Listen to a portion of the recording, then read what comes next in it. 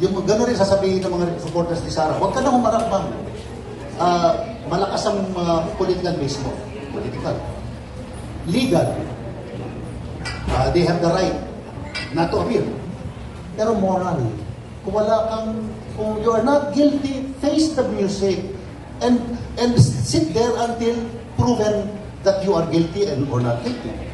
Okay, now yung sinasabi ni Father, ni Reverend Robert Reyes, na moral, alam niyo po, kaya tayo secular country. Our rules are an amalgamation of legal, political, and moral. Kasi kung puro moral na lamang, para tayo mga Muslim countries na Sharia, magnakaw ka, putulin yung kamay mo, di ba? O, manilip ka, tupatin yung mata mo, bulagin ka, di ba? O, gano'n na lang tayo. Hindi pwedeng puro moral. In the same way, hindi puro legal, hindi pwedeng puro political. Balance po yan.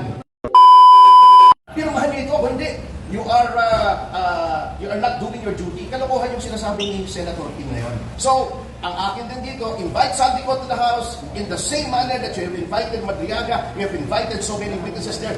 Invite Saldico to the House, invite the 8 Marines, invite yung mga congressmen na tinatanggi nila. Sila Stella Kimbo na hindi sila tumanggap, si Martin, imbitahin nyo. Lahat imbitahin nyo. And i-televise nyo. Let the people decide who is telling the truth and who is not telling the truth. Let the people decide because the people are smarter than this elite think they are. Matalino po ang taong bayan. Father Robert, you want to react on the Zaldico development? Opo, si Madriaga at si Saldico, hindi ko po sila parang kakilala personally. So, nagsasabi ba ng totoo si Madriaga? Nagsasabi ba ng totoo si Saldico? Ngayon, pag kinuha sa isang forum, katulad yan sa Kongreso, there's so much pressure on the person who is standing at the witness stand, who is in the witness stand, to save his neck. No, so whether it's Madriaga or Saldico, pero yun ang problema. Kailangan talaga go beyond the political and the legal and get to the truth. So kung totoo yung sinasabi ni Madriaga, therefore, nandun yung prima facie, probable cause, tapos wag nang masyado magsalpa noon, i-transmit na. Kaya lang, ipag-uusapan pag nakalagay sa Senado at natatawag tayo. Pero parang kasi, I think, gusto ko lang sabihin at the end of this discussion, hindi masyado na pag-uusapan yung moral and cultural impact ng lahat ng ito. Let me just give you 2 short stories. No? This happened to me personally. Nung ang Presidente si Duterte, lahat ng mga bata doon sa parokya ko nagmumura ng PI. Lahat ng mga bata nagmumura ng PI. Kami mga pare, bawal sa amin magmura ng PI. Ngayon, nagmumura na ng mga bata. Okay. Pangalawa, during the Duterte early 2016, simula na yung war against drug, nakasakay ako sa isang taxi driver. Sabi ng taxi driver, Father, okay itong presidente natin. Talagang pag drug addict, drug pusher, drug lord, dapat patayin. Dapat patayin without due process. Opo, kasi ang mga pulis naman, alam naman sila kung sino dapat patayin eh. Ay talaga, alam ng pulis kung sino dapat patayin. So, he went on and on, extolling the virtues of President Duterte until I asked him this question. Paano na po kung yung anak niyo po ay nahuling nagdodroga o nagtutulog ng droga? Ano gagawin niyo? Dadalhin ko sa polis at sa harapan ko, hihingi ko sa polis na patayin ang anak ko. That was really the depths of my desperation. For a father to say, it is okay, killing is okay pumatay. Maski na sariling anak ko, pwedeng patayin kasi okay yung moral campaign ni Duterte. It was a moral campaign. That was their narrative. Drug is destroying the moral fiber of our country. So therefore, we have to eliminate the cause from the very root. Patayin ang lahat hanggang sa drug lord. Pero hindi naman nakakarating sa drug lord. Let's we have 2 more questions from media. Hindi, kasi yung kay Saldico, meron nga palang technical problem. Kasi Saldico has a warrant of arrest from the Sandigan Bayan. So, any invitation by both houses will have to go to Sandigan. Hindi pwede yan imbitahin ng walang approval. Yes, yes. Correct. Go ahead, please. Yes, I'm Salvery Guarme from Runga Balita, Pilipinas, ang Tagline Vlog. Tatanong ko lang po kay Atty. Tipasio at saka kay Atty. Regarding po doon file po ng impeachment doon po sa lower house. Noong una-unang batch na nag-file ng impeachment laban kay VP Sara, 100% tinanggap po. Bakit po yung pangalawang batch na they knows na nandun po lahat ng ebidensya, nagdahilan po sila na walang secretary at hindi po matanggap yung impeachment for the second time around. Na yun po yung magpo-prove. Yun po yung magpo-prove kung ano ang mayroon doon sa impeachment na dinala nila Atty. Topacios laban po doon sa impeachment yung PBBM. Di ba? First time, nag-file ng case kay VP Sara yung first batch, tinanggap nila laban VP Sara. For the second time around, dumating po yung second batch, nag-file ng impeachment laban kay PBBM. Hindi po yung tinanggap dahil mali-maleta po yung dalang ebidensya. What would you say regarding sa pangyayari po yan, Atty. Topacio?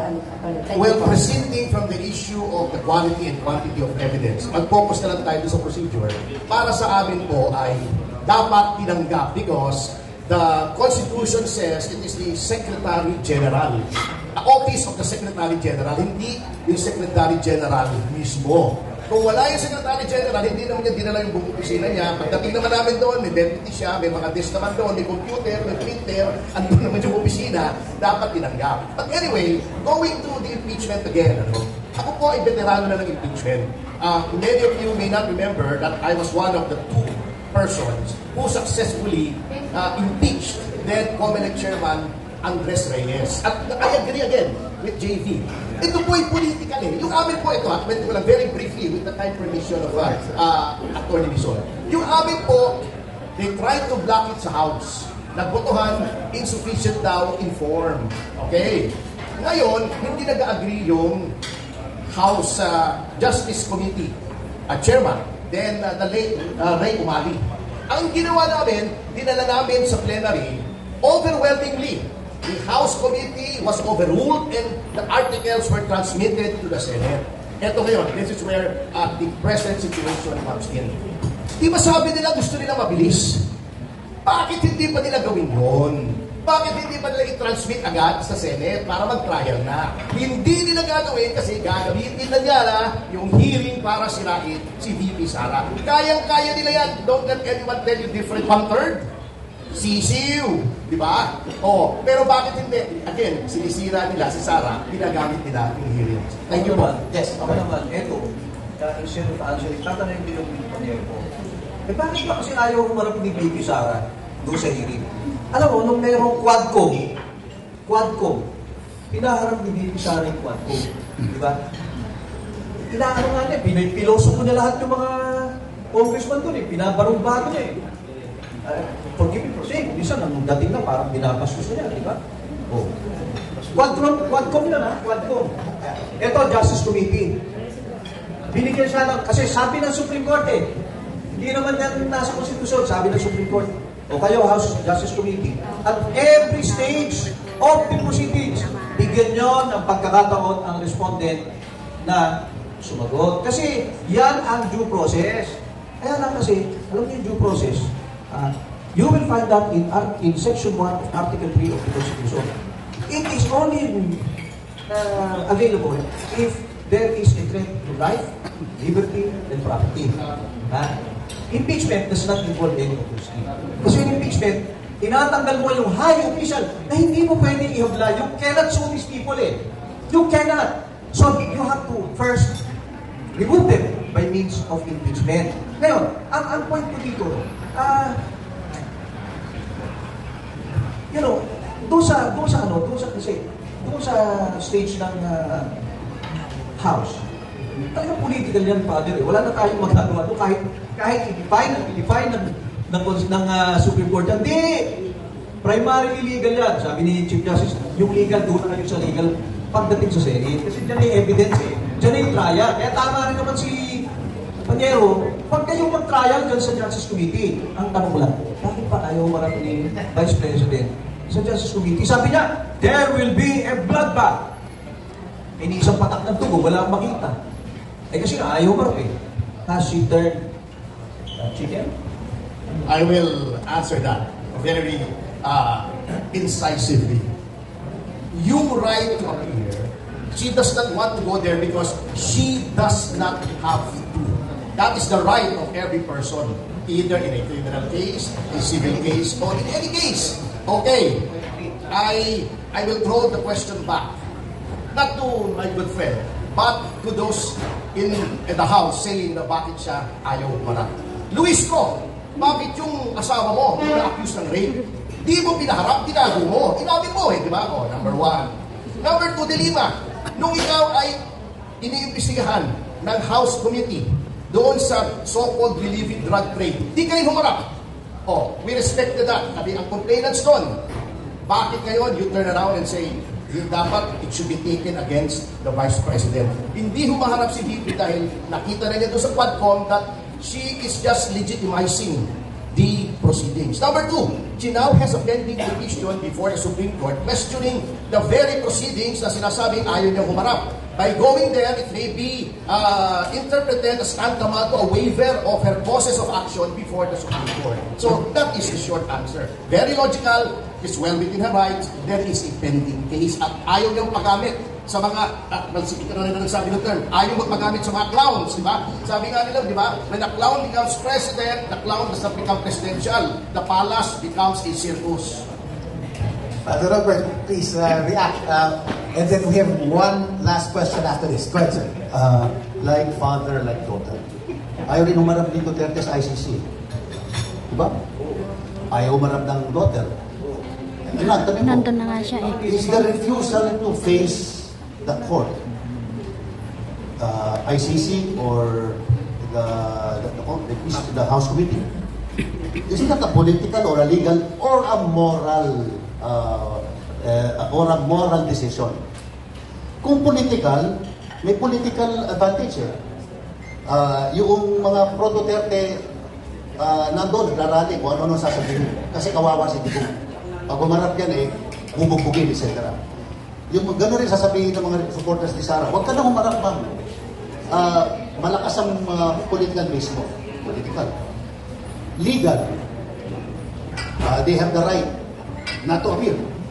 Pero moral, kung wala kang, kung you are not guilty, face the music and sit there until proven that you are guilty and or not guilty.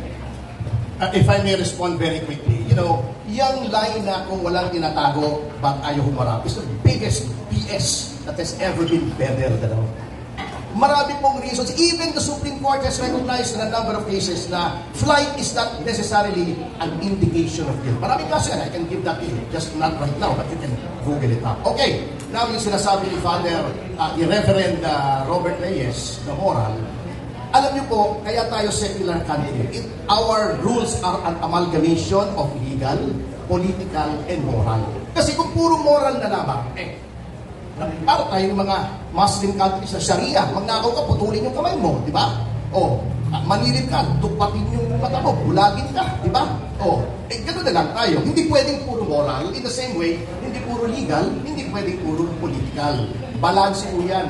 So, legally, na-explain ko na po, hindi ko na ulitin, na they are well within their rights. Yung kay Duterte, hindi ko ma-discuss masyado dahil may pending case po sa Korte Suprema at magiging subjudice. And again, with all due respect to Attorney JV, at the Supreme Court is entitled to full faith and credit kahit even if this More good days naman, more caution naman. So now, there is now again another petition by Sara Duterte. And I think the Duterte supporters, the so-called PDS, are expecting another favorable decision from the Supreme Court. That will be the last day in the coffin. Pag kaya na igrinan, maliwanag pa sa sikat ng araw, di ba? Na medyo may pinapamula na dito. Let Congress do its job. Let it file the articles. If there's already 1/3, vote from the plenary. And then, let us hear the trial before the Senate, sitting as a court. That is the legal aspect of impeachment. Because now, the case is before a court. Congress was just a committee and a plenary. It is not a court. Pag sumampa na yan sa court, Senate, impeachment court, then that is the time when the full panoply of due process must be respected and upheld. Kasi dyan, pwede mo nang i-cross-examine ang mga witnesses. Kaya si Madriaga, hindi mo talaga pwedeng sabihin kung credible yan o hindi. Pwede mo lang i-comment, as an unprofessional observation, parang credible. But you cannot really test his credibility because in the House, in the Justice Committee, clarificatory hearing does not allow cross-examination. You cannot test the credibility of the witness. If trial commences in the Senate, that is the occasion when the lawyers of Sara Duterte, like the eminent attorney Topacio, can test the credibility of Madriaga whether he is saying the truth or not. Kasi meron akong cross-examination. And on that note, I think